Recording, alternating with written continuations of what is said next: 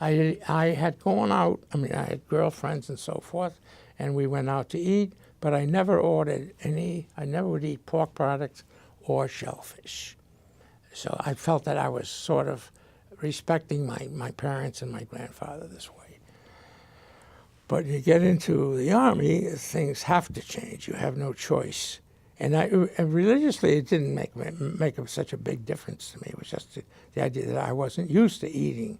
Well, anyway, one of the kids I became friendly with immediately said to me, "Let's go down to the PX," which was the post exchange, where you could get something to eat. I mean, it wasn't necessarily waiting for the Army to feed you. You get down to this PX.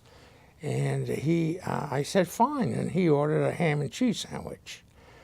And I had never eaten anything like that. First of all, you're talking about pork product, and secondly, it's not kosher, even to combine meat with dairy.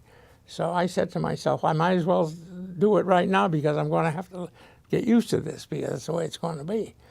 So I ordered one too.